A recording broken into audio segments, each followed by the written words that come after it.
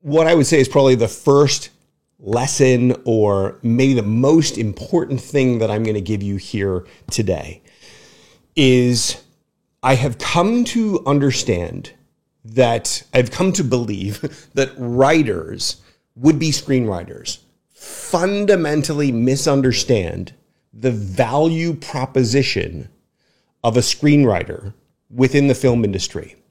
And I think if you continue to fundamentally misunderstand the value proposition of a screenwriter in the film industry, you're going to continue to take actions and continue to move forward down certain paths that forever inhibit your chances of actually succeeding at this. So I'll make this really sort of simple and brief. Ultimately, what I have found along the way is that would-be screenwriters tend to imagine that their project, that idea that you have for a movie that you would love to connect with some big producer and go on and see made into a movie, that project is what writers tend to think is their value to the film industry. That if you write the right kind of project, or you write your idea in the right way, or you create something that everybody loves and jumps at, that is your value in the film industry. And I think the key distinction that I've noticed just recently is that is fundamentally not the screenwriter's primary value in the film industry. Your value in the film industry is the skill set that you bring to the table, your ability to take ideas and turn them into compelling, viable, market-ready screenplays. That passion project that you have is simply one example of the skill set. So let me see if I can unpack this, and I'll elaborate on this a little bit for you.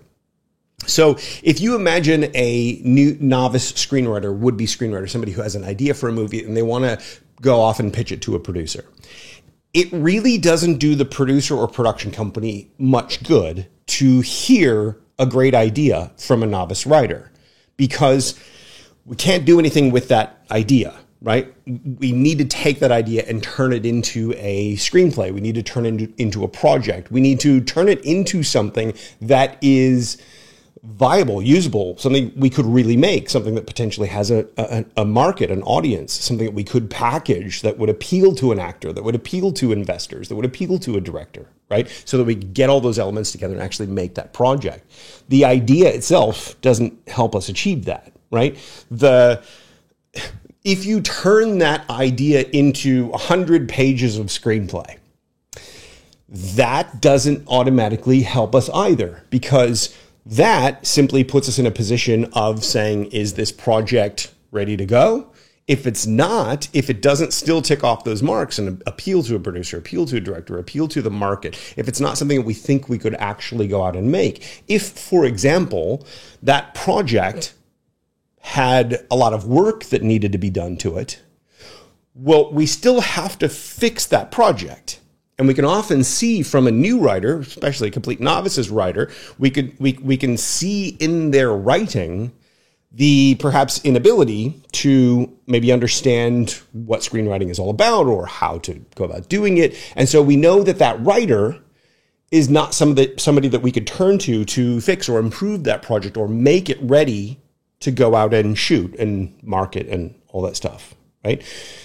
So that means we would need to find another writer. We would need to find someone with the skill set. And in order to hire that person, we'll need to pay them money, right? So a project is usually a no for a variety of those kinds of reasons. If you have a story that starts off really strong, but falls apart in the middle and peters out or just doesn't go anywhere towards the end, that project ultimately is something we can't say yes to, even if we like the story, even if we like you, the writer, even if we like your writing style, even if we love some of the scenes or the characters, the whole thing has to be ready. So your job as a screenwriter, your value to the industry as a screenwriter is your ability to take, let's say, a weak project and turn it into a strong project, a market-ready project, a viable project, a page-turner screenplay.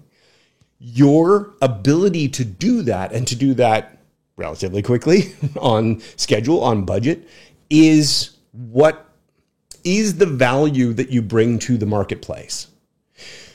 If you understand that, and if you accept that, and I'm welcome your feedback in the comments here to let me know if you disagree or if there are any questions about that sort of insight, that idea. If we accept that that is the case, the vast majority of writers who are fixated on their passion project or that one idea that you have burning a hole in your head or that one project that you're convinced is the one. I have to nail this. I have to get it perfect. I have to make it extraordinary and viable and all that kind of stuff. When you're so fixated on that, you tend to focus on how to fix the problems of your story or how to make your story better or how to find people who love your story rather than focusing on the skill set that empowers you in the room. So the example that I came up with recently was if you imagine yourself in a pitch meeting with a producer and you're in the pitch meeting because they loved that passion project that you wrote and they can see this is a good writer, this is some solid stuff here, but for whatever reason we can't make this right now, maybe up 2 years from now, maybe when such and such actor becomes available, whatever, we can't make it right now, so let's talk about ideas. And they float an idea for something that they would love to make right now, and just a random idea, and probably sucks. It's not a terribly good idea, but you with your skill set hear that idea and go, you know what? If we could take that and turn it into boop, boop, boop, boop, boop, and you immediately, right there on the spot, flesh out a compelling story that takes their idea, the nugget, the kernel of their idea, and vastly exceeds their own imagination,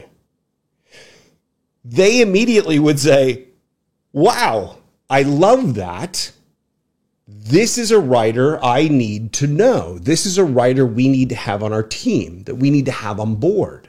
Because not only do they have this spec script or this project that demonstrates their ability to take an idea and turn it into something pretty extraordinary, here in the room, discussing it with them, they also have the skill of being able to take spontaneous ideas and flesh them into something extraordinary. Maybe come up with an amazing scene. Maybe come up with some killer line of dialogue right there on the spot. Can you see how that skill set is the thing that gets you the work? That skill set is the thing that makes your potential career happen.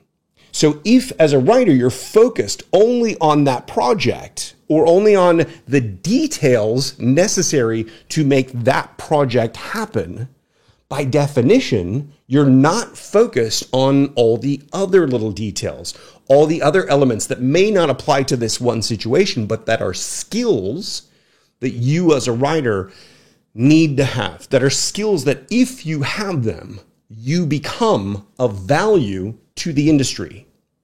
See, the industry itself is a collaborative industry. We have many people and a lot of money and a whole lot of resources coming together to make a large project, which is a movie or a TV show or filmed entertainment, right? Because there are all of these things coming together, the different people involved are focused on bringing different skills or values to the project. So the director has the experience and the ability to take the written word and translate it into stunning visuals or amazing actor performances or flowing story. They're able to do that part of the job. The producer, the value that they're bringing to the filmmaking project is that they're able to manage the money. They know how to spend the money in the right way, that we ensure that we have this budget and we end up with nothing, but we have a full project. We have all the pieces we need. We have, if you spend everything halfway through and you don't have enough money to complete the second half of the shoot, well, guess what? That producer or the production manager, those kinds of people, that part of the job hasn't brought their A-game value, right? The cinematographer brings their visual, the actors bring their performances, the writer brings the story and the dialogue and the ideas and the framework and the structure and the conceptual flesh of the project, right? That doesn't mean that your idea, the way you envision it in your head, is or even should be the final project. A screenplay is not an end product unto itself. A screenplay is not something we go onto Amazon and look for an unproduced screenplay. A screenplay exists to be turned into a film. And so it is my belief lately, it is my contention that as a writer, to get where you're trying to go, let's say you have that vision, you have that passion project, you have that one story burning inside you that is what you are doing this for. The way to make that happen is not merely through a spec script. I would argue that the days of the spec script are over? Not over. You still have to write a spec script because the spec script is the thing that demonstrates your value. If you're not in Hollywood or you're not connected to the film industry, you might think, I'm too far away for all this. I don't know anyone in the film industry. I'd have no network. The screenplay, an extraordinary screenplay, is the thing that builds your network. The screenplay is the thing that you're going to convince people with. Your screenplay is your proof that you have the skills.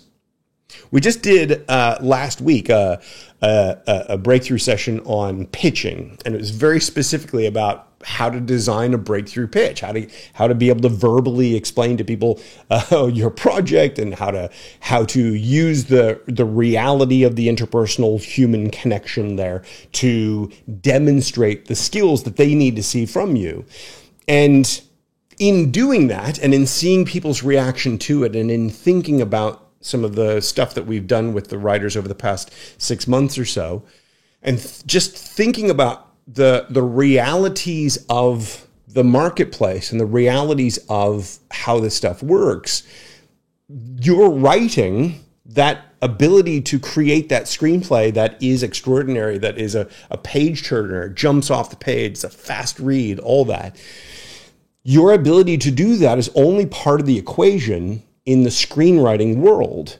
It's not just about the words on the page, because the words on the page spark the ideas and the vision and the creativity of the entire production team.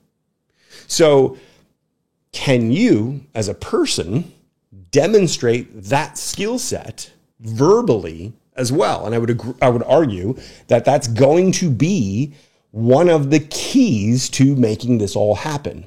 Now, another thing that we've discovered over this time is, so does this make sense to you guys? I'm seeing some stuff coming in. So let me have a quick look through some of these. I've written a couple spec scripts encompassing all kinds of subject matters. Let's pop this over so you guys can see some of this too. I'm Guatemalan. I've taken several online screenwriting courses the past 5 years. I've written this. Okay, so that's cool. These are great that you guys are writing these things. I've been emailing directors, of course. If you're emailing directors, does it make sense that you're not having a lot of luck? We can talk about that in a little bit. Good. Okay. So, all right. No specific questions about what we're talking about at the moment. We'll come back to comments shortly. But okay. So if we accept what I've said so far, if you agree with what I've said so far, and that what you need to do is to develop these skills. One of the challenges that we have is, how do you develop these skills? Look, you can learn screenwriting just by reading a bunch of screenplays and emulating screenplays, but you're probably not going to find your own voice. Or you're probably not going to be able to identify the challenges and problems that you don't recognize, that you can't see the gaps that you have when you're strictly all DIY. But you can certainly do that. And I have sort of found over the years that if you watch YouTube videos and you read the books and you do some online courses and that kind of stuff, I believe that you could develop a true, genuine skill of screenwriting, potentially almost to the point of mastery, in about 10 to 15 years period of time, right? So my goal has always been to sort of try to compress that. And one of the ways that we try to compress that is, the system that I built. Other people have built systems too. You can learn other systems as well. But the thing that I found recently is that if we focus on those key obstacles that you have, and we focus on breaking through those obstacles, we actually expand our skill set much more effectively, much more quickly, and we get ourselves to the point where we can demonstrate the skills that they need to see in the room there. So the point is this. The point is, through what we've been doing over the past 6 months or so, I have started to identify some of those key challenges and problems that writers have. So we have the time thing, as mentioned earlier. So I put together a training called How to Become a Screenwriter in 30 Minutes a Day. I put together, people don't believe you can make a living at screenwriting. So I put together a training called 6 Paths to Your First 6 Figures in Screenwriting. There are many different ways. I argue, and I continue to maintain, that there are more opportunities today for screenwriters than there have ever been in the past. And I further argue that if every single person who today wants to be a screenwriter actually develops the skills that we're talking about, that I just sort of covered here, and you're able to put yourself in that position to demonstrate those skills in a meeting like that, if everyone did that, we would never be able to take advantage of all the opportunity available to us. This may seem like an absurdly optimistic position, and I know there are people out there who are naysayers and they disagree with what I'm saying. And I believe, and I've come to believe, that one of the biggest challenges we face is that the stereotype of the screenwriter stems from two things. Firstly, this misunderstanding that we just talked about, that idea, that notion that your project, your ideas, the spec script you're working on, or whatever other ideas are in your head, that is your value to the industry. That is a misconception, in my opinion. Your value is your ability to take their ideas, to take their projects and turn them into something extraordinary that satisfies industry needs. That's where your value comes from. Now, obviously, you want to write the projects you want to write. You have your visions, you have your stories. Jeff, don't tell me I have to just become a paid shill. I don't want to do that. I'm not saying that at all. What I'm saying is, it's by demonstrating the skill that you get into the room to be able to make the connections that will ultimately see your project, your passion project, get made. Also, your passion project is likely to be better by you focusing on developing those skills than on focusing on that passion project, because you're going to be so biased about that passion project. So, how do we develop these skills? We can do it through books and YouTubes and online courses. We can do it through a specific system like Fast Screenplay. We can do it through a mentorship where you have some successful screenwriter sort of looking over your shoulder and helping you do it. All of these kinds of things are ways to develop this skill set. But what you need to do, and the most important thing, and the thing to take away from this session, is you need to understand that that's where your focus should be.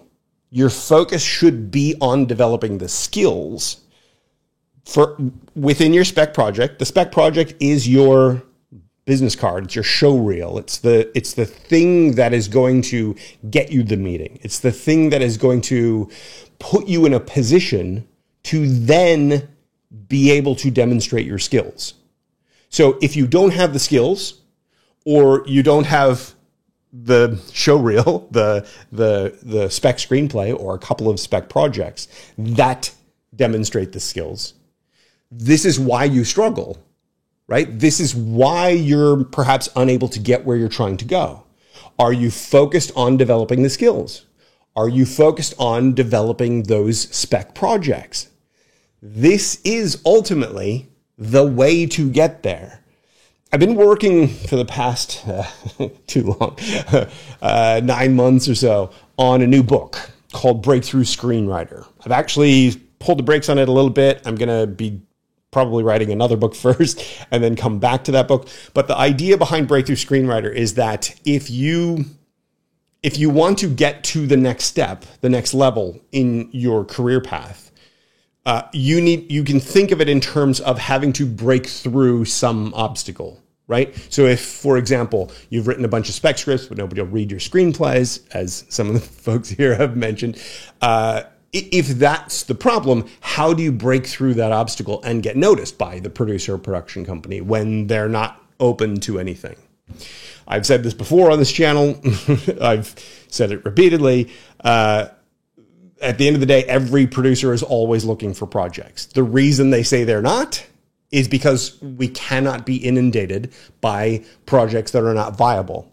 And until you can demonstrate that yours is viable, we don't want to see it. We don't want to know. So how do you prove it? How do you demonstrate it if we're not willing to look at anything? The way you do that is through proving outside of that context. So one of the things that I discovered with, I'll see if I can clarify this. I know that got a little jumbled there.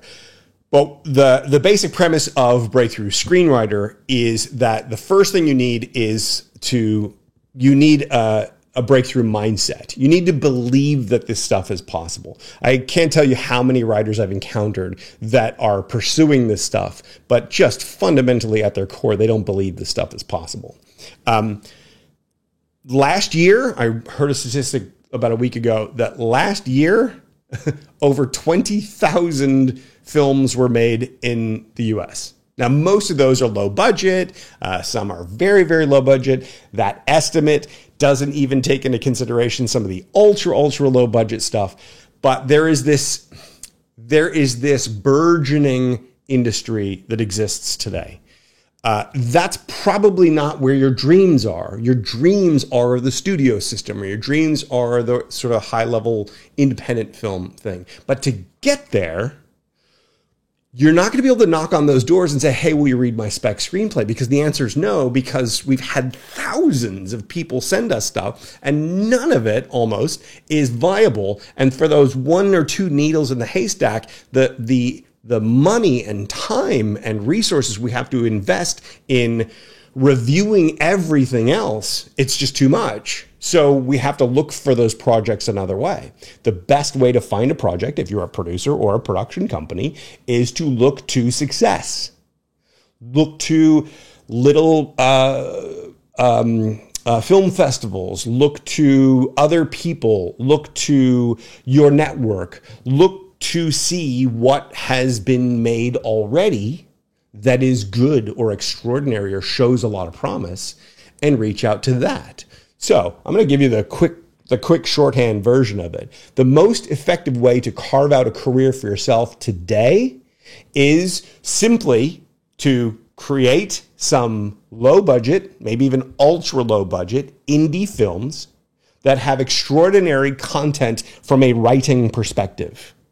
It is not your concern how beautiful the production value is. It is not your concern how good the acting is. It is not your concern what the budget is. You want to get your name on a film that is an extraordinary story, that is well written. If you can do that, you have something to then show. If you do that on a low budget or micro budget level, you then have something to show people at that higher budget level. Now, a mid-level, low budget, mid-range indie producer, they're probably not going to read your feature film, right? But they will probably look at 5 or 10 minutes of a little movie. Now, if this little movie won a film festival or won an award or has gotten attention somehow, that little project becomes something that project is something that has been vetted. That project is something that other people vouch for.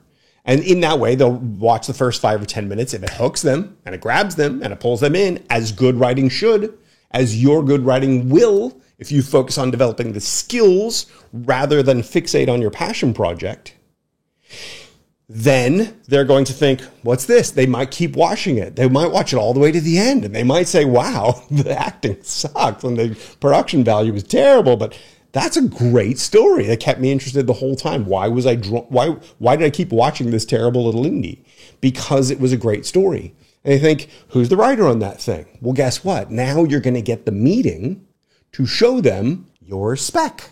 You're now going to get the meeting to show them your passion project. You're now going to get the meeting in which you can take their idea and immediately, right there in front of their eyes, dazzle them by spinning their own idea into something that dazzles them beyond their imagination, beyond their expectations, and win for yourself a job, getting hired, an assignment, some other thing that you and they find that neither one of you imagined on your own, but in that meeting, in that environment, turns into something. This is how we do it today. There's the screenwriting stereotypes of yesteryear are born of the 80s and 90s. They're born of the 50s and 60s. They're born of the old studio model when there were 7 or 8 major players, probably 50 or 100 mid-level players, not all that many super low players. And the only way that you could get noticed or succeed is by getting someone big or getting someone within that system to recognize your work. So what does that require? That requires agencies, that requires managers, that requires a whole bunch of writers elbowing each other out of the way to get their project noticed. It requires this sort of competitive environment. That's not how it works anymore. It doesn't exist like that anymore. This is not how the film industry today works. Today, we can literally make movies on a smartphone. You can literally make a cinema quality movie right there on your smartphone. Literally 4K, something that Netflix would accept. Netflix is only accepting 4K movies now. If anyone can make a movie, that puts the opportunity in literally anyone's hands. So that means there's going to be a lot of stuff getting made. And just like there were spec scripts, lots of spec scripts getting made that all were vying for attention, that same challenge now comes to the actual movie itself. And so most of what gets made is going to be dreck. It's going to be awful. It's going to be no good. Nobody's going to want to watch it. Nobody's going to put more than 5 minutes into it or more than 2 minutes into it. But because we can do it, there are no longer any gatekeepers here. So if you're fixated and focused on things like what formatting software I should use, or what's the 3-act structure have to look like, or what goes where on which page of my screenplay, you're focused on the wrong things. What you should be focused on is, how do we grab eyeballs? How do we hold attention? How do we tell a story in a compelling and engaging way that is going to hook hook an audience at the very beginning, make them want to know what happens next, and pull them through a journey they enjoy? If you're focused on that, if you're focused on the skills that empower you to do that, then you're able to build a story that can connect with anybody anywhere.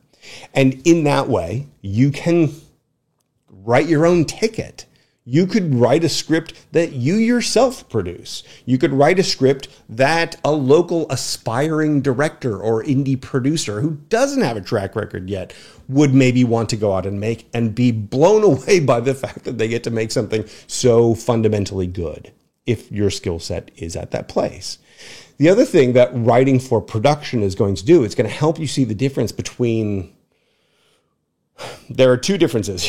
When you have an idea in your head for a movie, there's a big difference between that movie that you dream about that swims around in your head and your imagination and the movie that ends up on the page. Because the movie in your head, I don't know what's going to go in this fuzzy part in the middle, but it's going to be awesome and you keep playing over in your head the couple key scenes that are awesome in your story, right? Once you put them on the page, you see the gaps and all the problems. And the difference between here and here, that difference is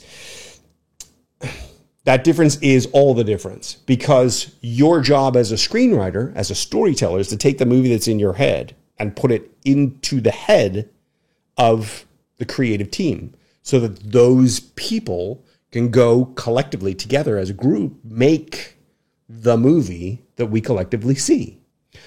The script, the screenplay, is the intermediary. It's how we take your idea and capture it.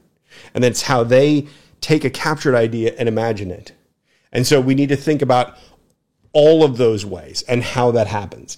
Ultimately, if we didn't need a screenplay, we probably wouldn't go to the trouble of making a screenplay. The reason a screenplay helps us is because it acts as that blueprint. It acts as that guide. It helps all of us see the same movie. And so your skill, your ability to take your ideas and actually realize them on the page in a way that when someone reads them, they will see the movie that you put on the page, that movie from your head. It's like playing that game of telephone. Do they see the thing that you saw?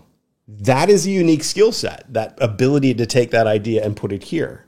The idea to take the idea and simply verbally tell someone your story is another skill set.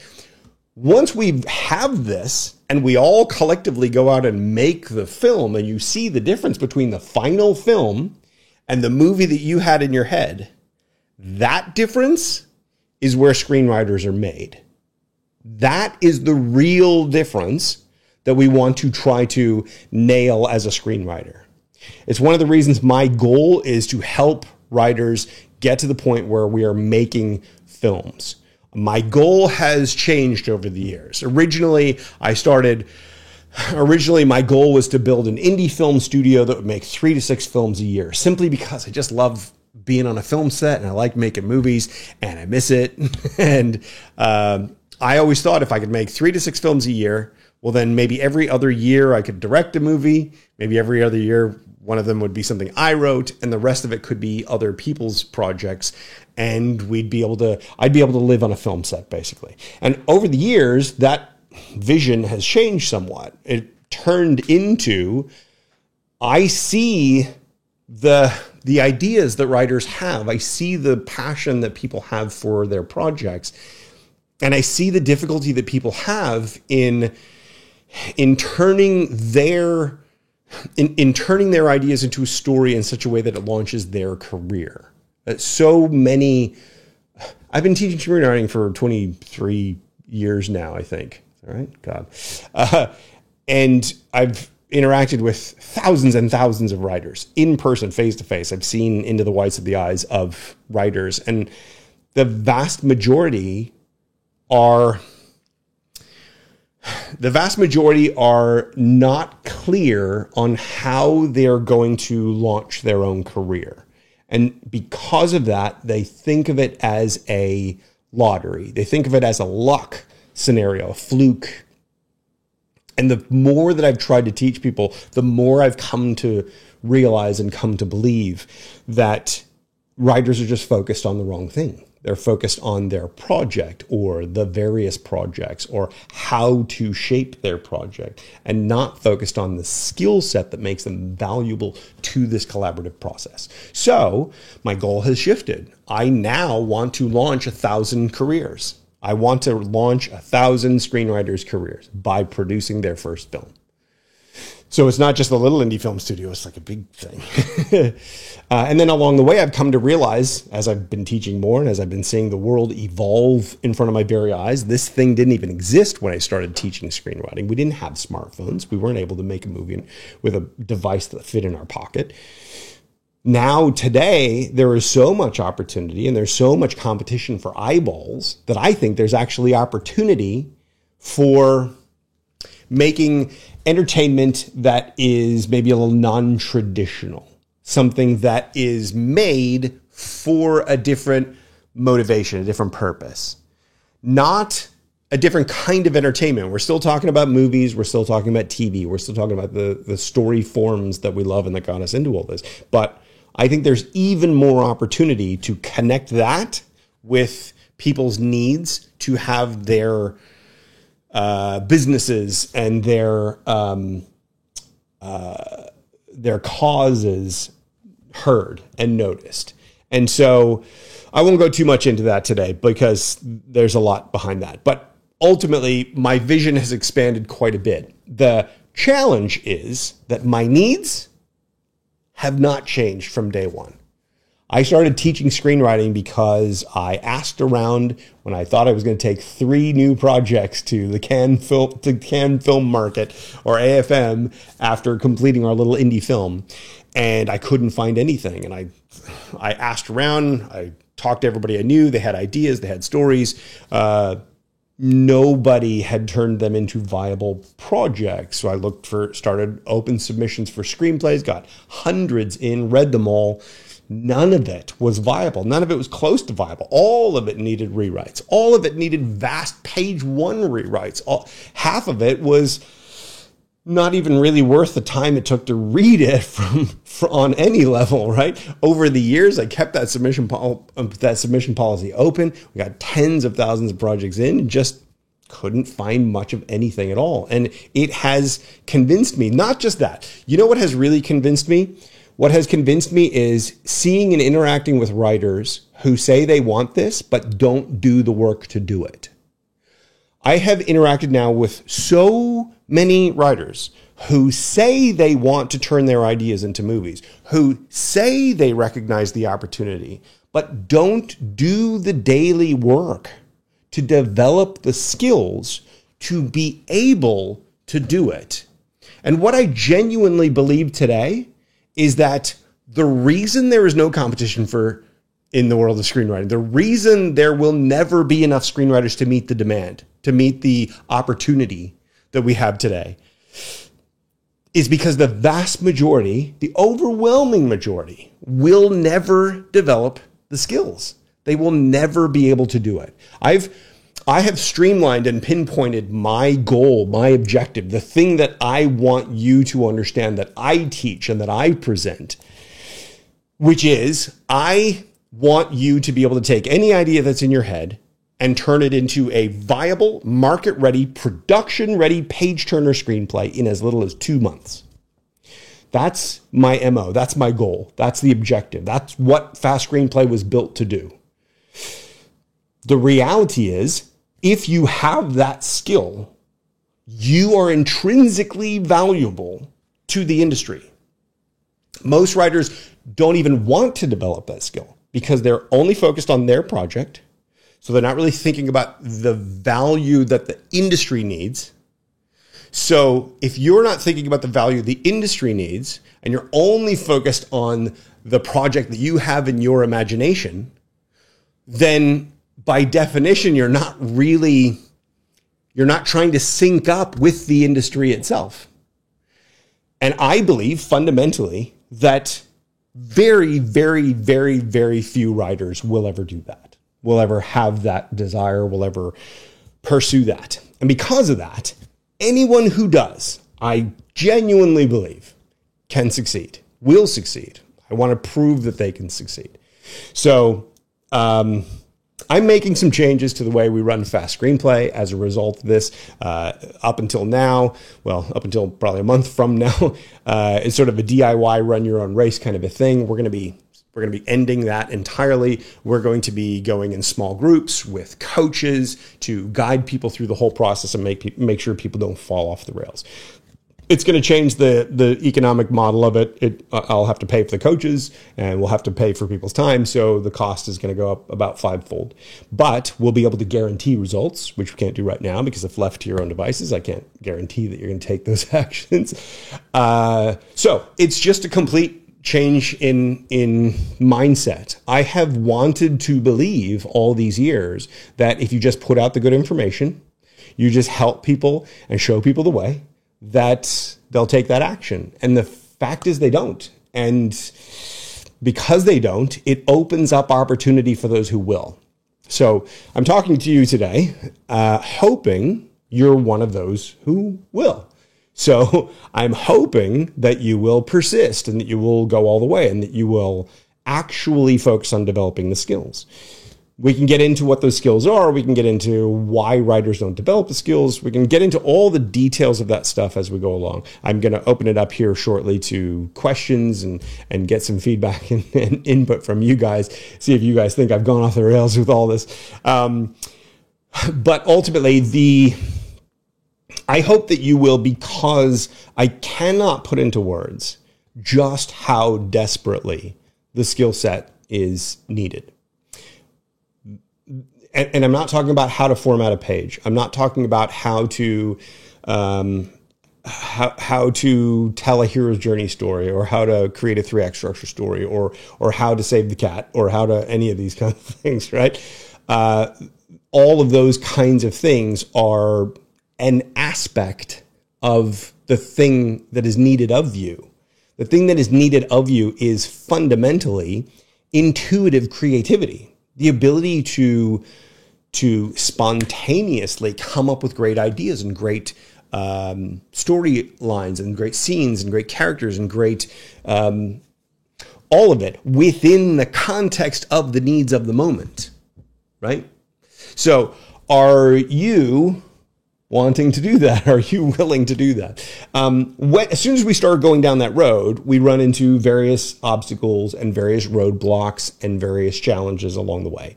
And I understand that, and I understand that it can be daunting, and I understand that the grand perception of all this is that it's hard. The grand perception of all this is, in fact, that it's impossible, which is not true. But because of that, maybe you don't know anybody in your life who's into screenwriting or into film. Maybe you're surrounded by people who think it's stupid, or you're wasting your time, or whatever it is. I understand that it can be daunting to continuously put in the effort to develop those skills in a hostile environment. And so I do appreciate the challenge involved, and I think that what we need to do is focus on those specific challenges. So one of the things we've been doing in the breakthrough space is we've been doing this thing called the Unstuck session, where once a month we get together and I ask people, what do you need help with? What are you stuck on? And it can be anything. It can be, I have this scene, I can't figure out how to make the scene work. It can be, I have this concept, I don't really know if I like it enough to pursue it. What do you think of it? It can be my writing style. One of the writers is really great with prose writing style, but trying to translate that into sort of a screenplay, that sparse campfire storyteller story presentation style that is screenwriting. Making that mental adjustment has been challenging. So we're really focused on figuring out how to break through those things. It could be how, I've written a screenplay, I can't get anybody to read it, or when people read it, they don't give me good feedback, or the feedback I got, I don't understand what it means, or it could be anything. So what are you stuck on? I like that format, particularly doing it once a month, because you see how people's, the things they're stuck on, how they evolve over time.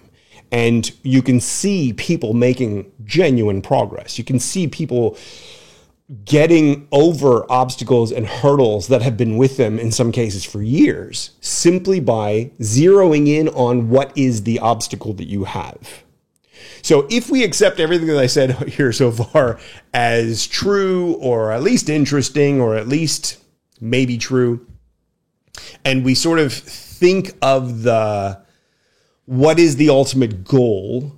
The ultimate goal, to get to that ultimate goal, there are steps you will need to take, right? You're not going to get your first film made if you never even write your first script, right?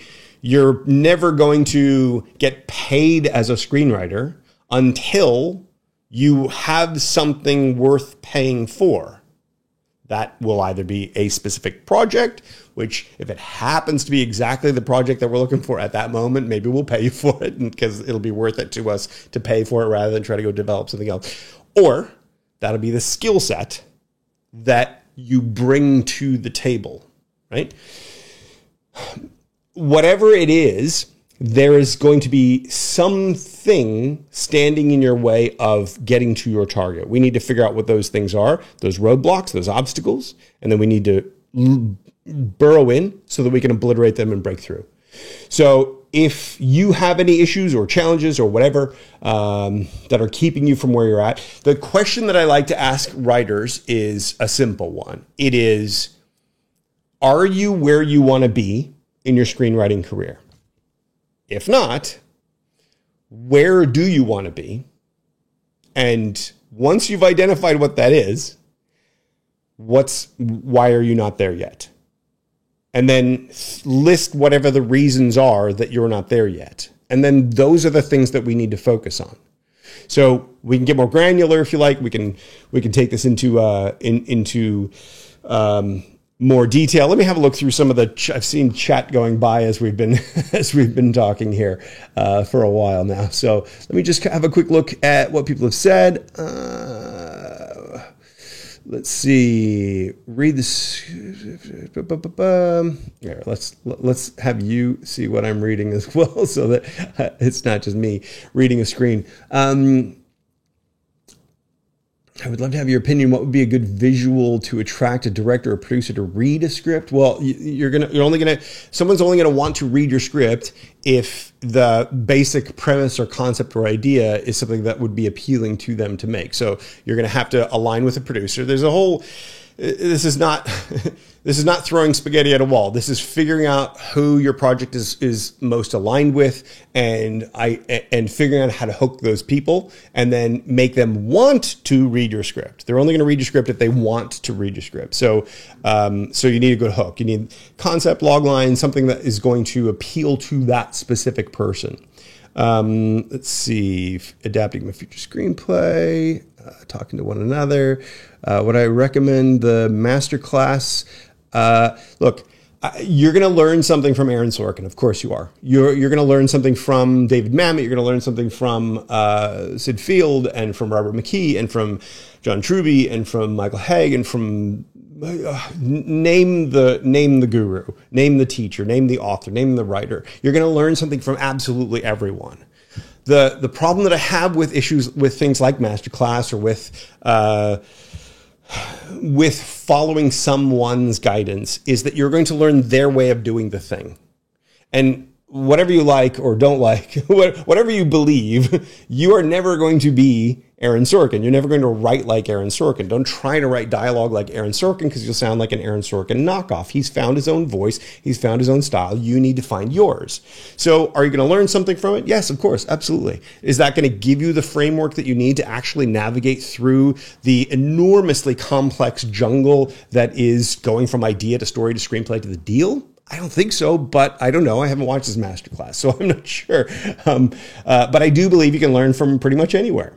Netflix is gonna fold soon. Don't buy it. How many spec screenplays should a writer have before pitching? You only need one spec screenplay before you pitch, but the question is who you're pitching to and what your target is. There's no right answer to that. The question is more, who are you aligned with? So here's another thing. Let me jump back for a second so that we can focus on this idea. This is not a new idea. This is something that I discovered 10 plus 15 years ago. There is only one way you will ever sell a screenplay, and that is if your project is aligned with meets the immediate needs of at least one producer. That producer being the person who's going to buy your project. If there's multiple producers, maybe you get into a bidding war and drives the price up a little bit.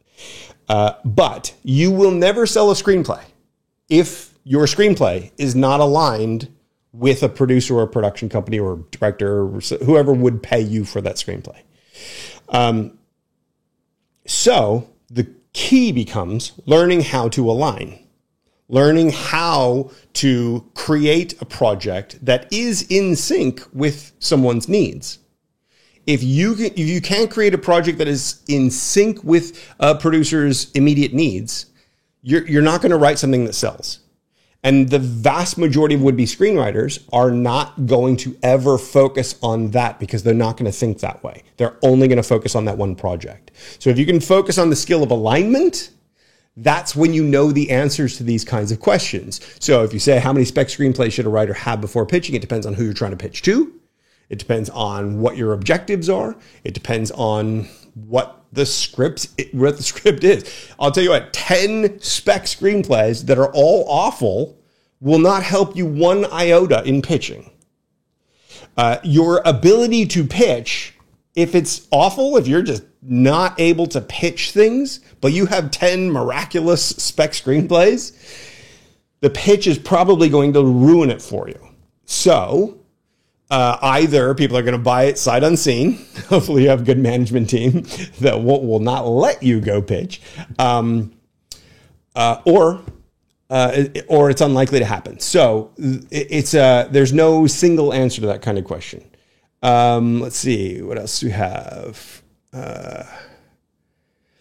Screenwriting competitions. Yeah, but that doesn't really do what you think it's going to do. 19,400 of those 20,000 movies involve superheroes, I bet. Possibly. Let's see. What else do we have? We're talking about screenwriting software. Guys, do not fixate on screenwriting software. It doesn't matter if you're writing with Final Draft or Movie Maker Screenwriter or Celtics or Writer Duet or Scriber or it doesn't matter. It doesn't matter. That's formatting. That's the words on the page. That's literally the easiest possible thing about screenwriting. It takes you 2 seconds to learn what that is. 2 seconds to learn what screenwriting is. Open up the software and go, oh, okay, I tab like this. Bang, you know what script formatting is all about. Don't worry about the formatting. It's about the story. It's about the ability to tell a complex story. It's about the ability to hook somebody's idea and pull them through a story. It's about taking them on an emotional roller coaster that actually has a point at the end, that says something, that takes them on a character journey. So I get that you guys are focused on the software, and that's all well and good, but do not fixate on that. La Lady says, focus on the audience, not specifically. What you're focused on is the audiences here. What you're focused on is not the audience specifically. You want to give the audience a ride. You want to give them a journey. You want to give them an emotional experience. Why do we watch movies? We watch movies for an emotional experience. And you know this because are you in the mood for a comedy or a horror film?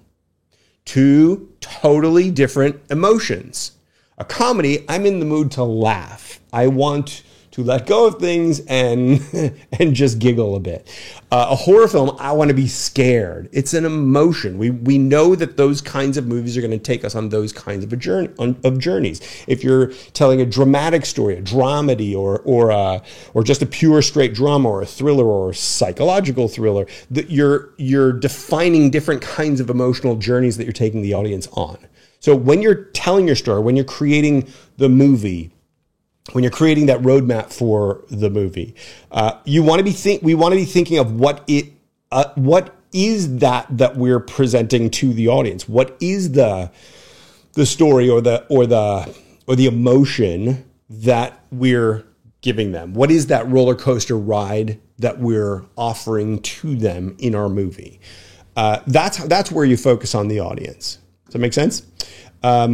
Let's see. Everything seems like a bridge from vision to paper, script to film, from your envisioned story to telling the story to an interesting. Yeah, I mean, it is. At the end of the day, we're conveying ideas. human beings, through all communication, convey ideas. It's about taking the ideas that are in my head and putting them in your head. The reason we like movies, the reason we like television, the reason we like stories is because it takes the idea and it puts that idea into someone else's head by taking them on a vicarious experience as if they were experiencing things for themselves. We watch a central character or scene or situation, and we put ourselves in that character's role, and they have to decide between this thing and that thing, and what would I do? And you're feeling the emotion. You're vicariously experiencing what the hero is experiencing, or whoever it is in the story that is the sort of audience character. You're experiencing what they're experiencing. And in that way, you're not just getting the ideas, you're getting the effect, the impact of whatever the story is conveying. So in some ways, it's all a bridge. You're right. Laura says, I'm sure you'll cover this, but what happens for people going through FAST right now as it stands? They continue as it is. There's no change at all. So for people who are going through FAST, or people who join before we switch over, because it will probably be a few weeks, maybe a month. I'm hoping sooner than later, because when you see something you want to do, you want to do it. But there's logistics involved. So people who are going through the system as it is now continue to go through the system as it is now. Nothing changes. I'm basically trying to figure out how to add a layer that will more or less guarantee results. That's my goal. My goal is I don't want writers money. I don't want writers. I'm not in this to be the screenwriting guy. I'm not in it to do live stream videos to teach you guys stuff. I'm here because I want writers who have that skill set, the ability to take any idea, turn it into a viable production-ready page-turner screenplay in as little as 2 months. If you have that skill set, we can go and do the rapid development environment that is required to make consistently multiple films each year. So I need writers to have that skill set. So I'm always looking for ways, how can I improve this? How can I improve your experience of it so that you end up with that skill set guaranteed? I want you to know the moment you join Fast Screenplay, you will end up with that skill set. I always thought, to be perfectly honest with you, this is a lesson. This is something that I've discovered along the way. I thought that simply having that system laid out and having that sort of incentive at the end of possibly producing films that you've written, or you'll be able to go off and make your own career with the people that you want to sell your projects to. I always thought that carrot was enough to encourage people to go through that process. And what I found along the way is there's so much negative self-talk in writers' heads that they talk themselves out of it. They don't do the actions. They don't take the steps. They don't keep moving forward. Or they keep moving forward in ways that they focus on the things that they're fixated on, and they just keep spinning in circles, and they burn out and they flame out. If you simply were to do the system as instructed, you will get to that outcome. You don't need the coaching part of it.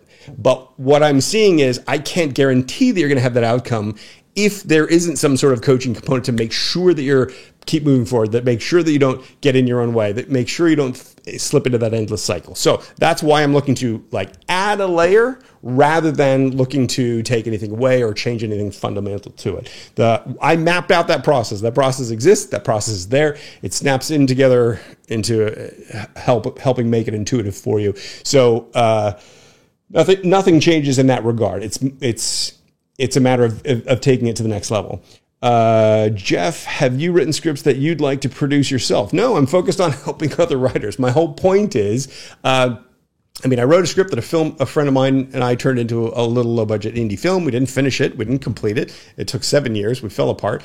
The whole thing imploded because too much time had passed and it no longer seemed like a period piece by the time we were done with it. But anyway, there's all sorts of reasons why that didn't happen. But I've done that. I've been paid to do rewrites for other production companies. I have pitched things that got optioned, didn't go anywhere. But what do? I've been writing screenplays since I was 12. Not to huge success, but I know about myself that my passion is making the films. My passion is the producing and the directing side of things, not even the acting. I started as an actor. have no interest in acting anymore.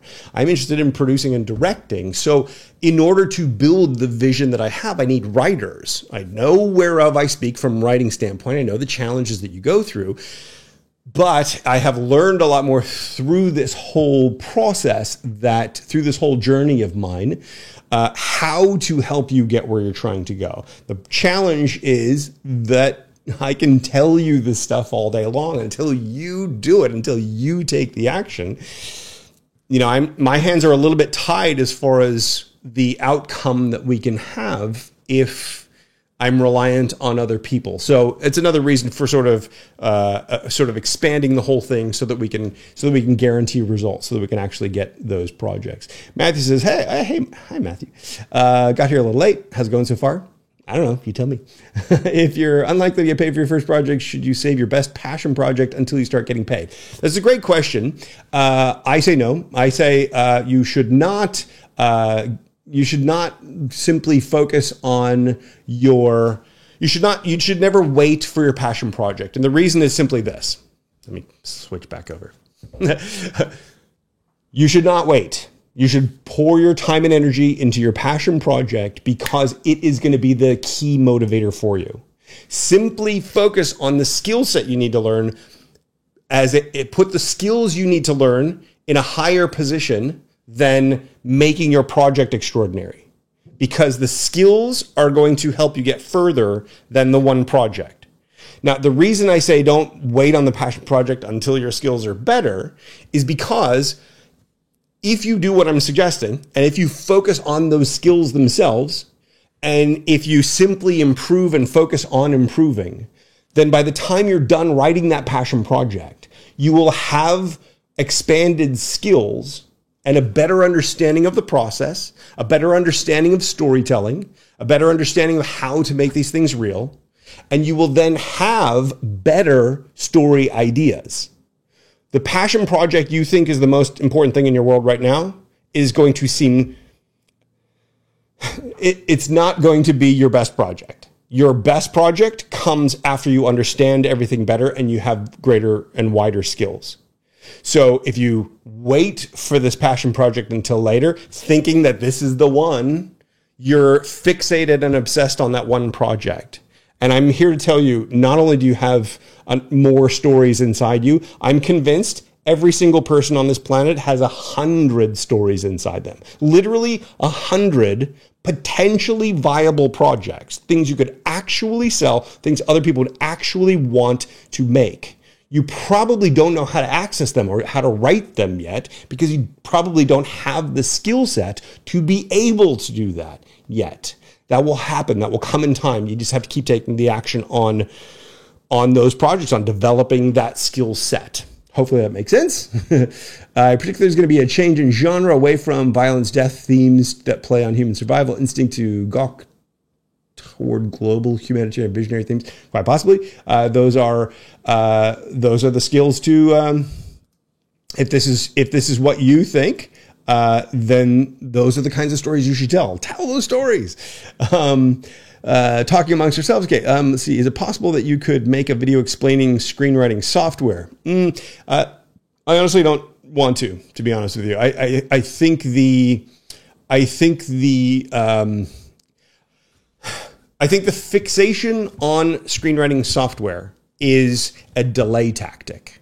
I think you could write an extraordinary story on the back of a napkin. You could write a specific story in totally outside of screenplay format and win over the people that you need to win over.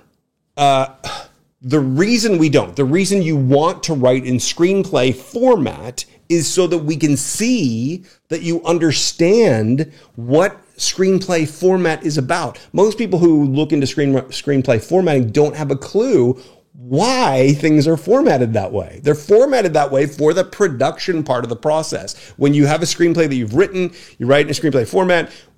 When we get it on our side, we're going to turn it into a film. We go through, we break down that script. The slug lines become, slug line to slug line is one scene. It's literally a physical location. We're going to need to get all our people and our crew and our resources. We're going to lock down a space. We're going to have to organize to shoot that. We're going to have to organize to turn that into film. And so each of the slug lines is that. So we basically take the project and we break it down into the different slug line scenes, and we do a whole board. Back in the old days, it was board. Now it's all in software. But you basically make a whole production shooting schedule out of it. The reality is that's a different script. That's a shooting script. But the shooting script is how we take the project and the story, screenplay, and make it into a film. But because we're so used to reading and understanding story and the filming and how the logistics of the production have to be from dealing with that format, we then write reading screenplays, the spec scripts, and the things that you're probably going to write before you get to the point of that. We're going to write those things in a way that emulates that, because if you're reading screenplays for a living, or you're producing, you're in the production world, you get to the point where you can see the movie more clearly in screenplay format than in prose format. If you're writing something in prose format, like a novel or something, the reality is all writers write in a different style. All writers have different quirks, or you use certain language quips or whatever within the text, and it takes the reader's imagination in a whole bunch of different directions, a whole bunch of different levels. There are so many ways in which prose can take us away from the cinematic experience that the screenplay format keeps us in the cinematic experience. And because it does that, if you start reading screenplays, and try this for yourself, I've personally read 7,000 odd screenplays in my time. And if you read them consistently enough and regularly enough, you see movies more clearly in screenplay format, so that as soon as something comes along that's out of that format, it literally is like watching a different medium. It's like not seeing a movie anymore. It's like seeing a verbal story or a daydream or something like that. And it's hard to describe until you've read enough projects. But so that's why we do the formatting, so that it fits within that mental model of the people who make this kind of stuff. Now, that was obviously came about in the old days when everything was the old studio model and that archetype, and we had to have that format. Technically speaking, we wouldn't have to do that today. But the reason to do that is to develop those skills, so that when you're in that room and you're pitching and you're talking about things, we know that you have that skill set, because that skill set is key. If you can take your ideas and turn them into stories, that's one thing, but can you take your ideas and turn them into a visual screen story? Do you know how to take your ideas and turn them into a story that's well paced? We can tell from how a screenplay is written if it's paced effectively, if it flows nicely, if one scene leads into the next in a nice way, or in a way that serves the story or works against the story. You probably can't see that if you're new to it, or if you're not quite understanding why the formatting is the way that it is. So we do need to write in the screenplay format. We ideally master that format, and it should be second nature. It is dead simple. It will take you half a day to understand and never have another question about screenplay formatting. Pick any of them, whichever one you like. The free ones, the paid ones, doesn't matter. The reason, there was a question earlier, the reason the industry tends to use the final draft is because it's widely used. So sharing those files, there's a lot of legacy bias built into that. And they often will attach to other software programs that help them break it down or budget it or do that kinds of things. That was the reason that I was always in a Movie Magic Screenwriter, was simply because it tapped into Movie Magic. What was the other one? Movie Magic. I can't even remember now. It's been so many years. But the budgeting and the scheduling and all that kind of stuff. So So hopefully that makes sense. Let's see. All right, let's see what we have. As a producer, is it a good idea to have... let's see. Hank, can a screenwriter have more than one passion project? Of course. What's easier to write, screenplays or television? I don't think there's a difference. They're different mediums, so they're different. They have different effects. You need to understand what the audience experience is of the different formats, and maybe some of the specifics of the formatting itself. But you're still telling a story. You're still grabbing an audience. You're still pulling them through the journey. You're still leading with dialogue and having visuals that are compelling and moving the story forward, all that kind of stuff. So as a producer, is it a good idea to have 1 or 2 spec scripts plus 5 or 10 solid stories? If so, can I pitch a story instead of a script and attach writers later in development? So this is the kind of question that I feel like you're too far ahead. It's like the person who doesn't want to become a millionaire because they're afraid of the tax man coming after them. It's like, yeah, I mean, maybe make the money first before you worry about those kinds of things. As a producer, is it a good idea to have 1 or 2 spec scripts? So as a producer, are you talking about buying them or,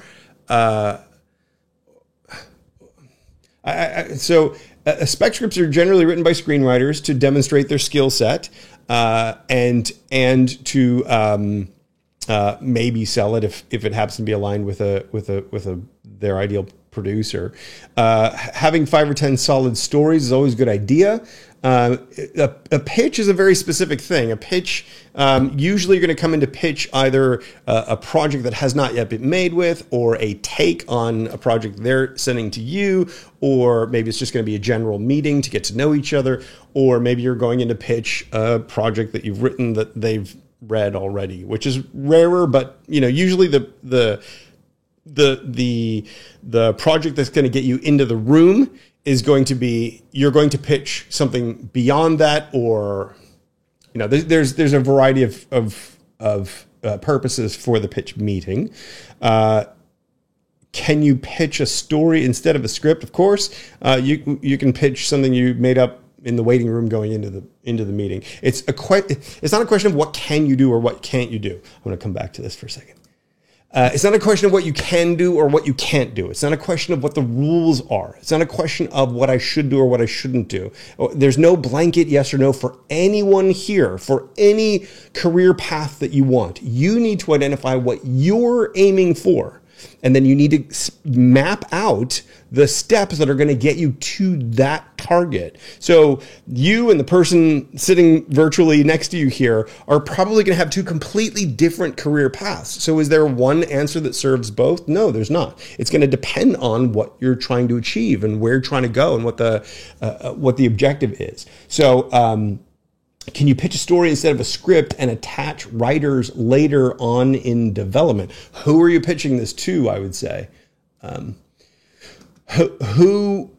you say, can I pitch a story instead of a script and attach writers later on in development, are you pitching to an investor? If so, sure. Was the investor willing to throw lots of money at your way that they may never get back simply on the strength of your pitch? And the hope that you'll find writers later that can actually pull it off. I don't know. If you can find that investor, please send them my way. But if you can, then cool. So it really depends. I don't want to dismiss this question. I just don't quite understand it entirely. So if you want to clarify this a little bit more, that would be great. Would you encourage first-time writers to read screenplays? Of course, absolutely. Read as many as you can. Hi, Debbie. Trying to overcome personal resistance to tearing up a first draft that was pretty good for a movie, but need to make it a 2-parter. Started, then pushed aside, bad me. Well, so again, Debbie, you've arrived a little bit late, so maybe you can... I'm going to put up a video version of this. It's not going to be just a straight replay. It's going to be a video. The replay will probably be up for a little bit, but for an hour or so after this is all done. But I'm going to then take it down and turn it into a video. So watch the beginning of this.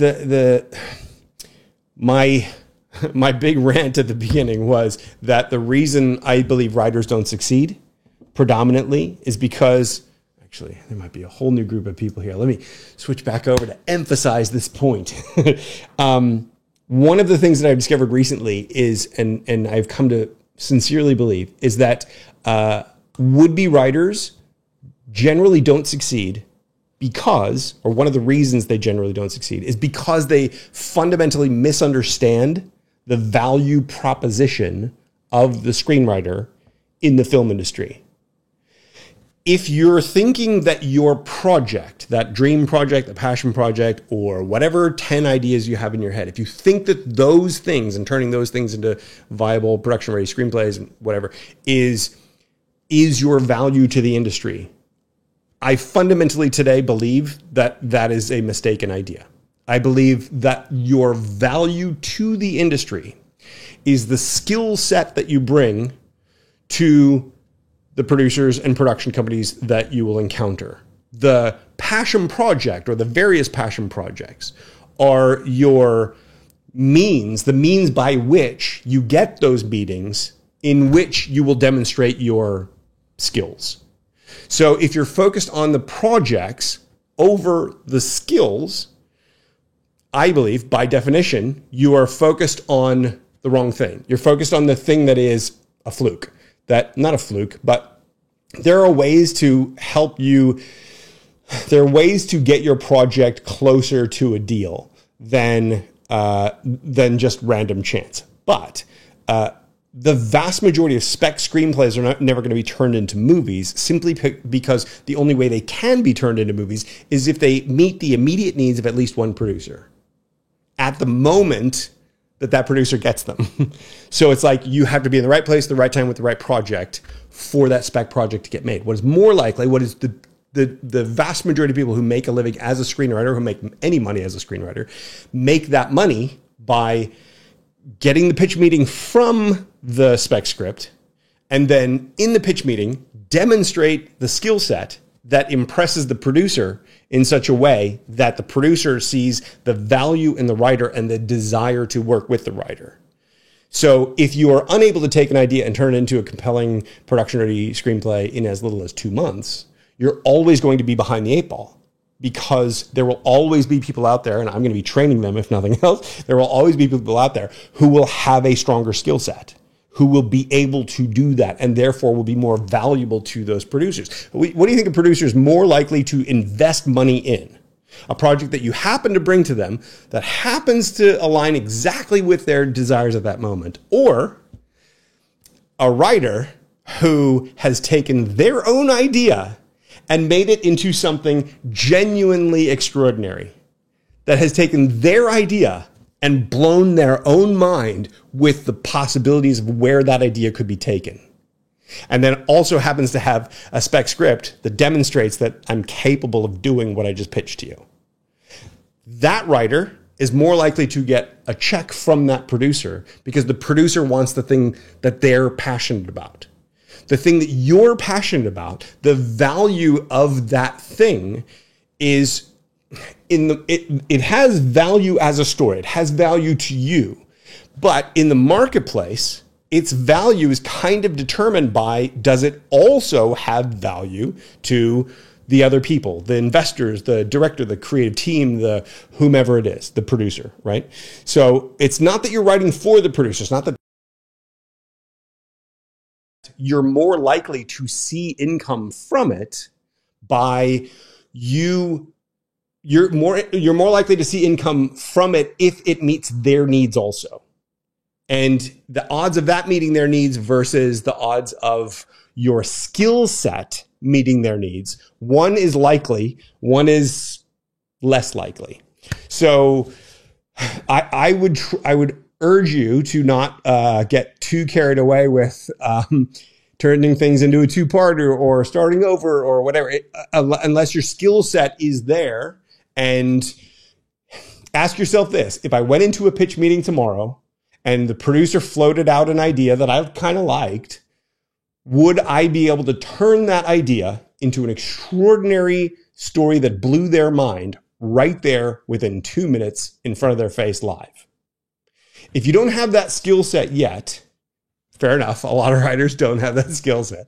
A lot of writers need percolation time and all that stuff. But if you don't have that skill set yet, I would argue that you should focus on that as being an objective, simply because that makes you intrinsically valuable to the industry. Does that make sense? Hopefully that makes sense. Greg is backing me up on that. Am I currently doing screenplay feedback? We do have a monthly feedback session within the Breakthrough space, but I'm not doing anything more widely beyond that. I don't have any recommendations. That's kind of not what I do. For me, it's not really about finding the people you can go to. For me, it's about helping you understand the principles you need to focus on and doing my best to teach what that would be. Slugline isn't a simple screenwriting pro. Okay. Cool. Screenplays copyrighted. Cool. How often do option screenplays end up being made? I don't have statistics on that. I honestly don't know. But all an option is a producer or production company's purchase of the right to exclusively have access to your project for a set period of time. So they have the option to buy your project within a certain window. So it's it could be 6 months, could be a year, could be 2 years. You probably don't want it to be more than 2 years, because if they can't get it together in 2 years, are they going to be able to get it together? But there's a lot of things that happen. At the end of the day, a producer, if they love your script and they want to option it, they think it happens to be exactly what they're looking for at that moment in time. And then, they go pitch it to their investor or the people that they thought would love it. And those people go, I don't really like this. Or, yeah, it's okay, but it needs a whole lot of work or whatever. Then they might go, I can't invest that money to do that work. Well, okay. And then they don't do anything with it. And then they hold on to the option until it expires. Some good ethical people might say, hey, look, I can't get this thing made. I'll let the option expire early, whatever. But most of the time, if they bought an option, they're going to hold on to the option for that period of time, in part just so nobody else goes out and makes it. But that's kind of how that works. So should you copyright your screenplay before trying to send it out? It's not really necessary. The way copyright law works, your work is automatically copyrighted whenever you put it in tangible form. So tangible form can be a file on your computer. It can be a printout of some pages. Just make sure you print it out and have some way to demonstrate the date by which it was already printed out. And technically you're within the letter of the copyright law. The other thing, guys, is to win a copyright lawsuit, the person who stole your material has to literally use exactly what you've written. Like I can't remember what the bar is, but it's like 30% or more of it has to be verbatim, or is it 30% less? Anyway, it's like the bar is obscenely high. Like if you've stolen 2 scenes from my movie, I think you should probably, owe me something. But it's not kind of the way the law really works. And you have to be able to demonstrate that you sent it to them or they had some way of getting it from you. Your chances of winning a copyright lawsuit are slim, but don't worry about that. Your value is not in that one project. If you have the skill set to be able to turn those ideas into that, you become a value to the industry. They're not going to steal your work. They want your skill set to be able to turn the projects into something they can actually go out and use.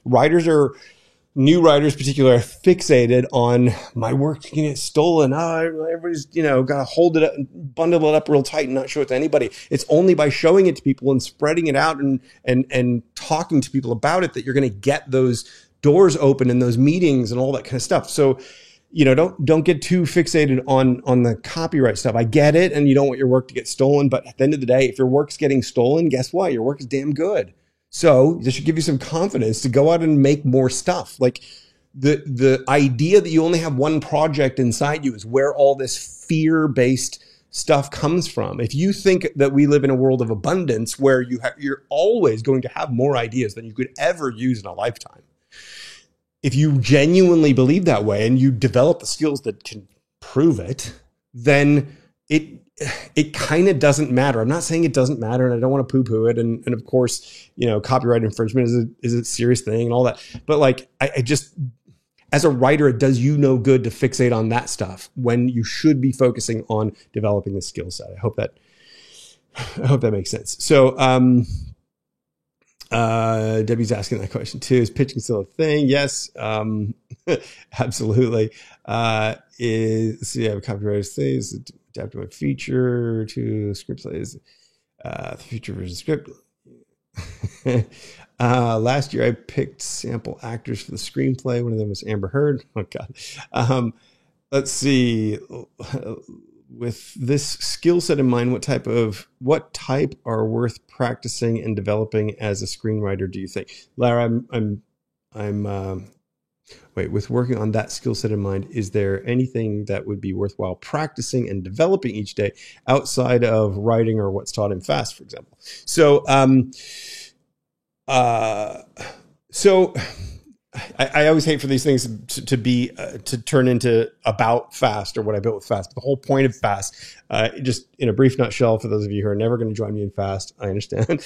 Just bear with me for a second. The whole point of FAST is that we've taken 200-300 odd skills and we've woven them into specific detailed daily action steps. You don't have to focus on the big picture and worry about, am I doing well or am I getting closer or all that kind of stuff. You can simply focus on the next step. And by doing that, you're focusing on, you're developing skills, you're building skills, you're adding skills on top of skills that you already have outside of FAST or that you are building within FAST. And because of that, we're going through all the stuff that you need. So in theory, anyway, when you get through the process, you should have all those skills, the hard skills, the soft skills, the obvious skills, the hidden skills, all that stuff. That's what it's designed to do. And it's what it does do if writers diligently go through it. The challenge is that writers second guess themselves. And like I said earlier, they spin in circles. And as a result, they often talk themselves out of it or fixate and focus on minutia or on their specific project rather than focusing on the skill development, and therefore may miss some of the skills. So that's part of the reason for adding sort of a premium layer on it and adding a coaching layer and helping to ensure that people are kind of developing all those skills and not just the skills they think they need. As a perfect example, one of the things that I often find is somebody will sign up for FAST and they'll go through it and be clicking the little button because they want to get the next step the next day, next step the next day. They're not really doing those steps. They're just ticking the box to get the next bit of info, that dopamine hit, whatever. They feel good at the time, and then they get to the end, they don't understand why they can't do it because they haven't put in the work to do that stuff. But maybe they have some idea where I'm making this kind of a story. And so when I get to a step, let's say that talks about, I don't know, subtext or something. You get to a step that talks about subtext, and they don't really think it's appropriate. It's not really their story. It's not really what it doesn't seem to apply to the project they're currently working on. So they ignore the step or they skip the step or they don't really develop that stuff. And so the things that you learn there, the things that you develop there, which do come into play later in the process, they don't have that because they skipped it or they skimmed over it or they shortchanged it or whatever. And so they don't have that. So it really is just kind of about doing that. As far as what those skills are for those who are not doing FAST or for those who, despite everything that I've done for you, don't want to join me, the skills that you need are the hard skills are going to be things like story structure and characters and building opposition and building scenes and building subplots and building different narrative devices and how to create stories that evoke certain themes or that kind of stuff. There's going to be things like suspense and tension and pacing and how to create dialogue, how to create effective dialogue, how to take poor dialogue and turn it into good dialogue, or like all these are kind of different nuances of skill sets. But there's also things like originality. Do you know how to take an idea and turn it into an original story versus something that is a throwback or feels like a throwback? Do you have creative confidence? Do you have the ability to keep moving forward, even not knowing whether your project is going to take you in the right direction? Do you have the ability to pitch? Do you have the ability to sell your projects? Do you have the subtlety of being able to notice how when you get a note or some feedback, do you have the skill of being able to take that feedback and let it help you reshape your project, not as simply a note to deal with, but as like a highlighting a hidden problem? Can you see underneath it? Can you there are skills at every level of that. So I've never made a video about it. I've never really sort of gone through and listed them, simply because it's a bit of an amorphous list. There's hundreds of things involved. I always say there's 200 to 300, simply because I know that in FAST, and the total number of steps that are in FAST, we cover probably half again as many skills as there are steps, because we're doing multi-layered things with each step. So anyway, it's if we want to talk more about it, or you want to ask about things, you can ask questions and jog my brain as far as what those things would be. But those skills. So for example, just to highlight that a little bit, if you took something like creative confidence, and I'm saying that is a skill that you need for the professional arena. Here's an example. If you went into a pitch meeting and they loved your spec script, and you came in and they floated an idea and said, look, what would you do with that idea? And you're like, well, you could probably do like this, or, that's probably not, I don't know if that's a really good idea, but, I would think maybe go in this direction, or should we do something like that? Or you can see how that is not going to evoke the kind of confidence. Setting aside this person's nervous or shy or whatever, setting aside that stuff, I am, as a producer, listening to someone pitch an idea in that way, or present an idea that they're unsure about, it makes me unsure about their idea. So you're not going to be able to pitch effectively. You're not going to be able to make those connections effectively if you don't have the skill of being able to say, right, so what we could do is, and it's like, yeah, I don't know if I'm liking that. Oh, really? What don't you like about that idea? Okay, so which and then you can start spitballing with them, and that creative confidence actually increases your value within that context, over and above your ability to write a screenplay, over and above your ability to spin a yarn and tell a good story, right? Like that. If you have that ability, you have that skill set, it makes you more powerful in the development environment, right? I think this goes back to the fundamental idea that I wanted to share with you guys, which is this notion that that writers misunderstand the value proposition of a screenwriter in the context of the film industry. The value is not just the ideas you bring. The value is not the spec scripts and that kind of, and the various spec scripts you have in your imagination. The value is your skill set. And hopefully you can see from this, I don't know if you can see it from this example, maybe we'll have to cover more examples as we go along, but hopefully you can see from that example that skill set helps to empower you in that room, helps to make you more valuable in the context of what the film industry needs from a screenwriter. If all you're focused on is your one project and making sure this is right, then sending it out there, why isn't anyone reading my script? Or why can't I get an agent with this? Or the film industry sucks. Nobody's interested in making movies because they won't even read my script. And it's like, okay, but if you're not understanding how this stuff works and how to connect with that industry, or how to demonstrate your skill to that industry to open up the door in the first place, to get the meeting, to further prove to them in that moment that you have that skill set, then of course it's going to look like it sucks. Of course it's going to look like that this is not possible. Of course it's going to look like this is not a real pursuit. And then the problem is independent producers, people like me who are desperately looking for screenplays and have been for 2 frigging decades, cannot find material. And we can't find material. We can't find writers who have the skills to develop the material. The big challenge, hang on, I got to bring this up. The big challenge for an independent producer, I want you to put your mind into the headspace of an independent producer. Let's say you're me, and you want to start an indie film studio, and you want to make 3 to 6 films a year initially. Eventually, you want to make hundreds of films a year. If you cannot find viable content, what do you do? Like, where do you go? What do you look for?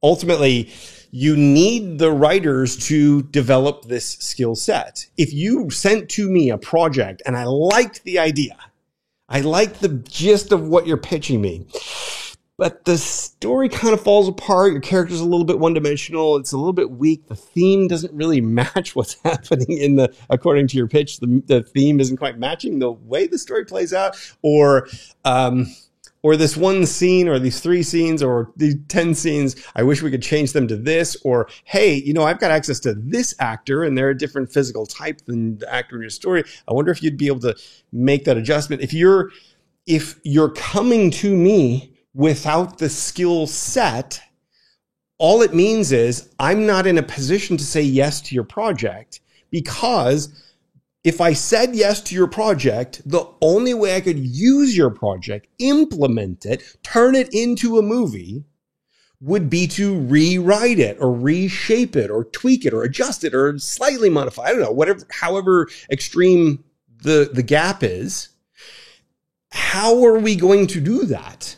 Either I'm going to have to pay someone to do that. And by the way, once I pay them to do that, if they do it, and I still can't use it, that money's gone. There's no way for me to recoup that money. So I need you to bring me a more ready project, what I call the viable production ready page turner screenplay. That's what we need from you, because we don't have the funds to go out and pay for speculative development, which we may never be able to recoup. The only way I can recoup that speculative development is if it gets folded into the overall budget of a film. But if it gets, we'll rewrite the project, a new draft comes out, whatever, we can't then go out and make that.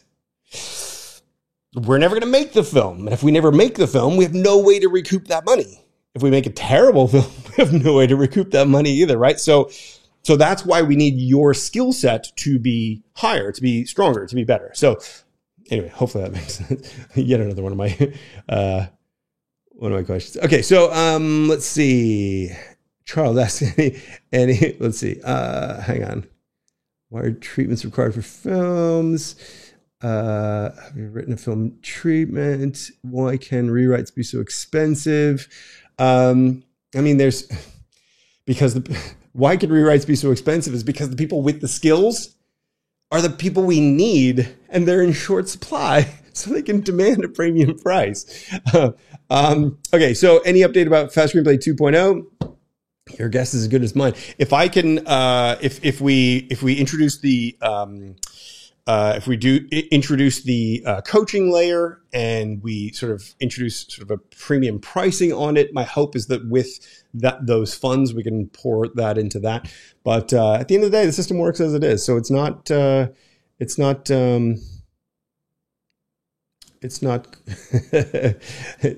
definite. And the pro version is the thing that I'm talking about. The Fast Screenplay Pro was the initial idea for the coaching version of it.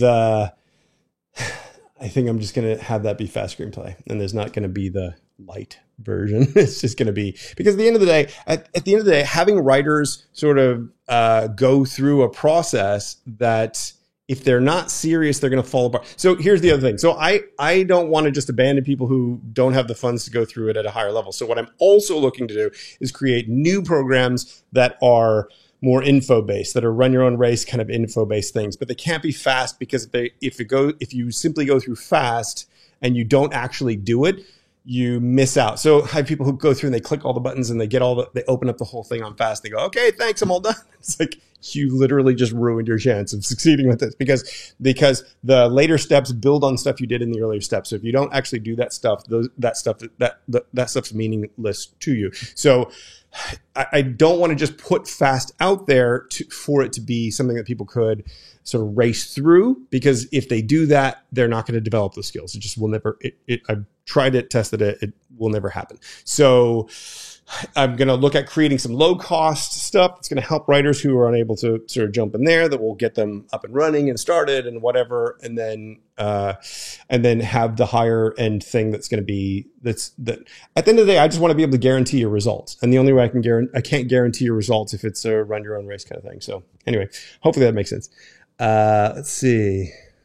So why do studios turn down unsolicited screenplays? Any number of reasons. Literally, there are 1,000 reasons. Maybe the story falls apart. Maybe this idea is not very good in the first place. Maybe the writing's so poor we didn't understand what happened. Maybe I don't have the money to make it right now. Maybe I don't have an actor that I could actually that I think could do it. Maybe I don't think there's a market for it. Maybe there's any number of reasons, a myriad of reasons. Maybe I don't like the look of you. That's not going to be the case with me, but that could possibly. Am I currently looking for screenplays, Jeff? Nope.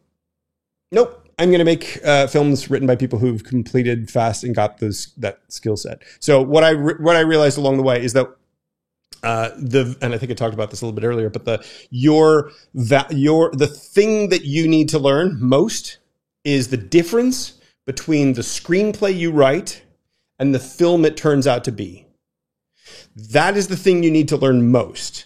The problem is we need to get you to the point where you write that extraordinary screenplay first, because that's the first set of skills you need to develop, right? The ability to turn your idea into a compelling screenplay is one thing. Seeing how that screenplay gets translated into a film is another thing, going through that production process. And so what I'm looking to do is to add on to the end of the fast screenplay thing,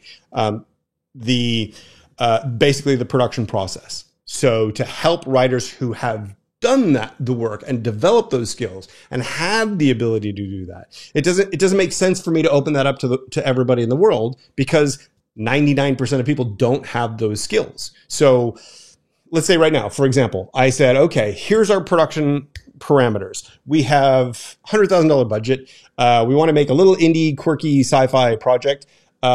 These are the kind of location parameters. These are kind of the cast parameters. This is kind of the market we're going for. Let's have everybody here work on a project, and then the best one we'll choose and we'll go out and make. The people who don't have the skill set will still submit something within that deadline, but I won't be able to use any of it, right? Because the pacing's bad, or the characters are weak, or like if you think of a totally novice screenwriter, right? They're not going to have a good story structure. They're not going to have good characters. They're not going to have good pacing. They might have a cool couple ideas, but can't really do anything with that. So it takes more time if the writers don't have that skill set. If, however, I have a group of writers who all have been through the whole process. They've snapped it together so they can start to do it intuitively. And then they can take ideas. They come up with 20 different crazy ideas, and they flesh those ideas out, and they tell them, and they present it as a compelling story. Then what we have at the end of that sort of 2-month process is potentially a project we could go out and make. But what's more is we have the ability for writers to be in a writer's room scenario where we can start workshopping some of those ideas along the way, and they can actually turn that stuff into compelling projects. Then realistically, we could go out and make those things to our production, within our production parameters at that point. So it doesn't make a lot of sense to open it up to the wider community. I looked for screenplays for 18 years before I closed down the unsolicited submissions form. I got 30,000+ projects submitted to me from all around the world, Hollywood, from Australia, from everywhere, and found fewer than 1 in 1,000 projects that were viable and that we wanted to say yes to. And all of them were optioned elsewhere by the time we found them. So what do? My solution was to try to map out the process and guide people through it, develop the skills, and then say, right, once you have the skills, let's make some movies together. So am I looking for screenplays? The answer is no, because I've already done that, and I've already found that fewer than 1 in 1,000 projects is something we could say yes to. Fewer than 1 in 100 projects is something anyone could say yes to. That's a huge challenge. So we need writers to be more skilled. Again, coming back to what we've been talking about today, most writers are fixated on their project. They're not fixated on developing the skills. And if you're not fixated on developing the skills, you're not going to be continuously improving and preparing yourself for that production environment, for being in the room, for pitching the project, for getting in the room in the first place, let alone seeing how your project translates into a screen story, something other people are going to take and turn into pictures right? Moving images, and learning from that gap and being able to apply those lessons into your next projects. That's where the pro screenwriter comes from. Think about the pro screenwriter who's written 3 films, and they've seen 3 films go through the production process. One was maybe a dream project. It was exactly what they had imagined. One was like fell off the rails entirely. One was like they made every choice different to what I wanted them to make, but by God, it turned into a decent film. Like, you're going to learn something from that. If I write this, it's going to make them think this. You will see better how to be a screenwriter if what you write gets turned into a film. But how do we get to that point? Well, we need to first have the skills to be able to get to the point where you can have a project that will get turned into a film. So I'm hoping to build that mechanism. That's why I'm not looking for screenplays, because I'm not looking from the outside. I'm looking from the inside, because I know these people who are going through this process are developing the skill set. And one of the things that we're going to be able to do with a sort of expanded coaching version is guarantee that they have that skill set. And if they don't get that skill set, we'll work with them one-on-one until they have that skill set. So that's the point, is what do I need to do to ensure that I can help you guaranteed get where you're trying to go? And that's been my puzzle and my conundrum all along, and that's what I'm focused on. So hopefully that makes sense. Okay, so copyright softwares, studios can take unsolicited material for legal reasons. That's true. Opens them up to lawsuits potentially. Yeah. I have found that it's more a matter of just it's too resource intensive to look at unsolicited material. If 999 out of every 1,000 projects that comes in is not something you could actually use, you're spending a lot of time and money and energy on that. Yes, the reason they say that is for legal reasons. And yes, there is the reality of you open yourself up to you're working on a project, somebody sends something in that's similar to it. And just by the fact that you looked at it, they're now thinking you stole their idea, even though it's been in the works for 20 years prior to the time that they sent their project in. But anyway, so then they're going to try to sue you. You don't want to have to go to defend that in a lawsuit, all that kind of stuff. So yes, there is the legal aspect of it, but I mean, in my case, it was just that. So Desi says, was feeling despondent because I still can't afford to come back to fast. I'm accumulating too many first drafts, but this helped. I'll keep perfecting my skill sets and write more for short films. Sounds good. Hope to see you when you can. I don't want to get into the minutiae of screenplay writing because I get it's not the focus, but how do best consistently create dialogue of the different characters without them all sounding like you? I have 40 techniques, I think. I don't know, something like that, in Fast that we go through. So you're right. There's too much minutia to cover in this one thing. Just as a quick throwaway, a quick takeaway for you, notice speech patterns. Notice how different people talk. And imagine each character and what would be think about what their background is, their educational background, their where they grew up in. Think about slang that they might have used. Think about the accent that they had from the area that they came from, and do people in a certain area use different slang terms? Think about just creating contrast. So if you have one character who's a really quick talker and another character who's a really slow talker, well, then that might make for a nice contrast in a scene. So you're going to want to look at all that kind of stuff. So what we do is we basically the way that we do it in Fast is your first time through, you don't even think about dialogue. We don't cover dialogue prior to your first draft, because we actually use the dialogue that you write in your first draft for a very specific story purpose, which I'm not going to reveal here, but we use it during the rewrite process. So so we never even focus on dialogue to that point. But once you're rewriting and you're reshaping and turning it into the story that you want it to be, we're going to focus in on the specific lines of dialogue. We're going to focus in on the specific characters and what they're doing. If you simply take each character's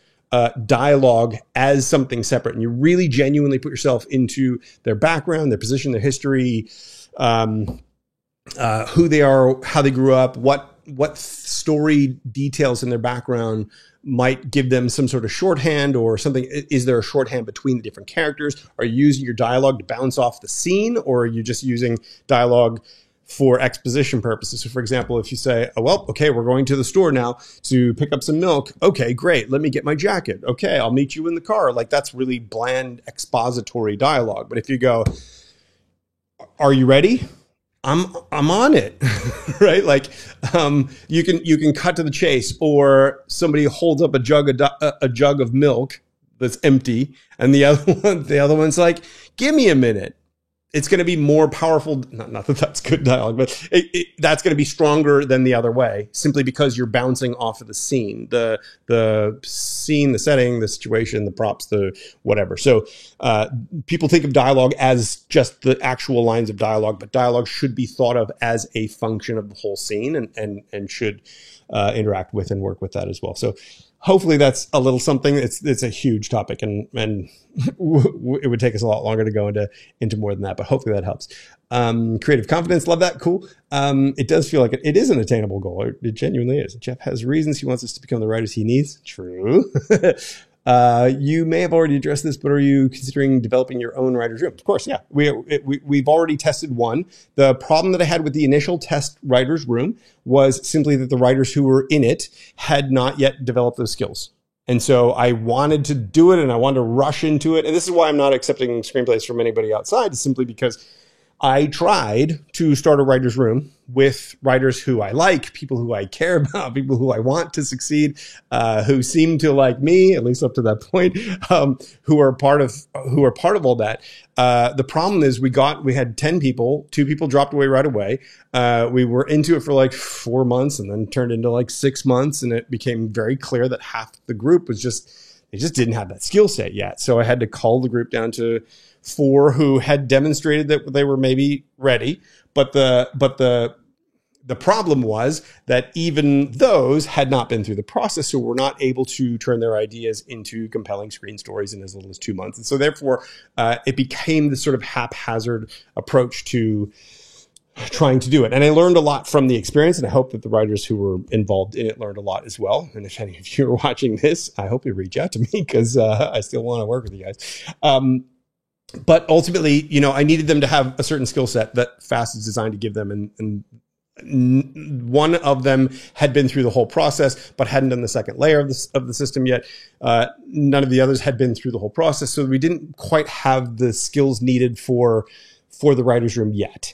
I have since come up with ways to basically test for it, to see if the writers have those skills. And so before we do the next writer's room, we will be effectively testing people to make sure that they're ready for the writer's room, because it's kind of a waste of everybody's time if we're not actually able to get the outcome that we're aiming for at the beginning. It's very time consuming. Even just meeting once a week or twice a week over the span of 6 months is, that's hugely time consuming. So I only want to do it if it's actually going to get us to whatever outcome we're trying to achieve. So hopefully that makes sense. But yes, very, very, very much working on it. When is your new screenwriting book coming out? I had hoped for it to come out this month. I've decided to change the way that we go about. So the book that I was working on is called Breakthrough Screenwriter.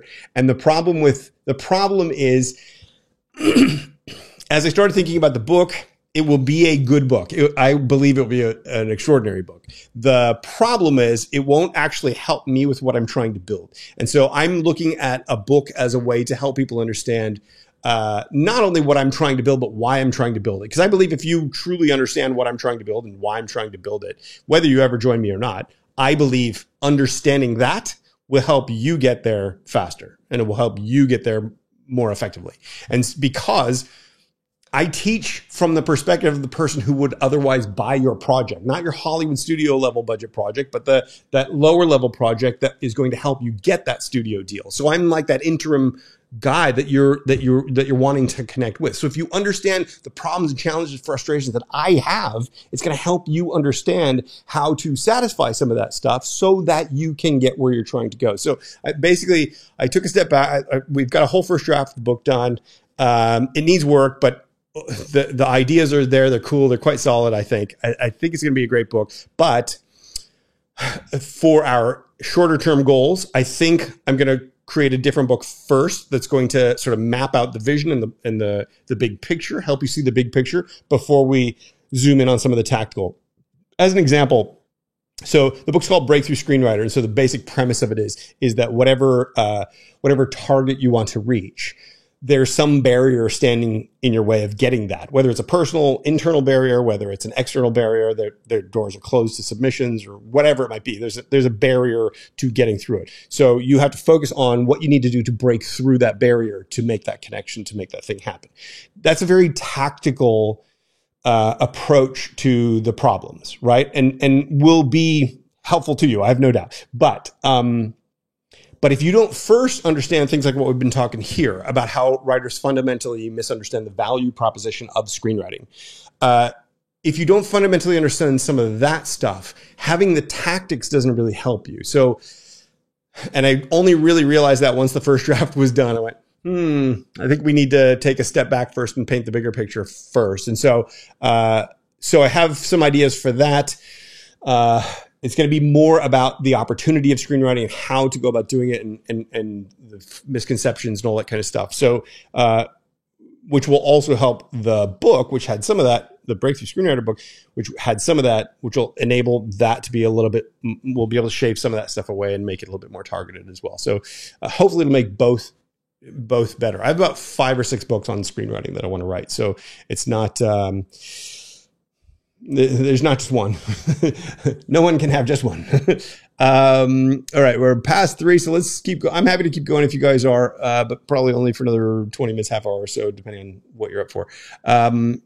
How is the community with other writers? Don't know what that means. You mean within FAST? That's, I mean, it really, if you're talking about FAST, the FAST community, people in FAST tend to run their own race. So one of the things is within like a month or 2, people feel like they're off on their own, even though there's other people going through. Nobody's really like interacting with each other. So part of what I'm trying to do with the new approach is going to be to run it in groups, so that you have a group going with you the whole time. So we're going to strengthen the community in that way. If you're talking about the Breakthrough Space, that community is fantastic. We're meeting live once a week or more. We're burrowing deep into whatever problems or challenges people have. And it's really quite extraordinary. Which, by the way, if you're interested in joining us in the Breakthrough Space, it's thebreakthroughspace.com. So I probably should have said that earlier when I was talking about it. I submitted a spec script for Star Trek Next Generation a long time ago. When they accepted spec scripts, I will cherish my rejection letter forever. Cool. Jeff, what are treatments required for movies and television? That's another big question. Probably too big for this session. I don't really deal in treatments too terribly much myself, but you do build a treatment in FAST because you need to know how to do it. But we use it as a story building exercise so that you can, it's one of those twofold things. So you can learn how treatments work and what they're about and how to create them, but then you're also using it to help you get to your story. So everything's multi-purpose in that. I found writing in someone else's world helped me to fine-tune my ear for writing character dialogue. I did the free week of FAST and loved it. That's great. The free week is just the very, very beginning. Remember, FAST Screenplay starts at the very beginning of the process and goes all the way through to the very, very end of the process, the deal. So the very beginning is quite simple. It's quite easy. It's foundational, foundation building stuff. Everything builds on top of that. And so if it seems, a lot of writers are frustrated that it seems simple at the beginning, but it really is about building a foundation upon which all the rest of it comes. So it gets more challenging and it gets more, it goes all the way to pro. So, it's awesome. Wish I'd learned about it 10 years ago. Would have taken it instead of taking separate courses like I did. It's never too late. In fact, why not take the best now? Anyway, I followed an actress on YouTube and just watched the Lifetime movie she was in. It was painful. Dialogue sucked. Storyline was haphazard. Not sure I was supposed to feel by the end. This got made. Absolutely. Of course. In the absence of great storytelling and powerful screenplays, we're going to make something. So if you guys don't develop skills, if you guys don't develop skills, we don't have material to work with. So anyway, that's it for now. So here's the deal, guys. If you're interested in joining me in the Breakthrough Space, it's thebreakthroughspace.com. If you're interested in joining me in Fast Screenplay, it's fastscreenplay.com. Fast Screenplay is still the DIY low-cost version until we switch it over, which will probably be next month. And then it's going to switch to a version that is guaranteed. We do have a new thing that I'm going to be introducing in the next couple of days, couple of weeks, which is a low-cost thing that will guide you through to your very first screenplay. So if you're just starting out, it'll be like 30 days to your first screenplay so that you can get over that initial hurdle and roadblock, open it up, see that this is all very doable, see that it's achievable. I have another thing called the Screenwriting Accelerator that I'm going to be building that's going to help you get further faster, whether you join me in fast or not, help you see how the process works, use a lot of the skills and tools and things that we've built along the way to help you kind of turbocharge those results. Because at the end of the day, you need the skill set. Not only do you need the skill set, we need you to have the skill set. So whether you join me in fast, whether you join me in the breakthrough space or not, you still need the skill set. How you're going to go about getting those skill set, I mean, we've tried to make it as cheap and as quick as possible, but take longer if you like, spend more if you want elsewhere. It's all good. The reality, though, is that you need to invest time and resources into yourself to develop this skill set. Most people do not and will not ever put the time and energy into doing this stuff.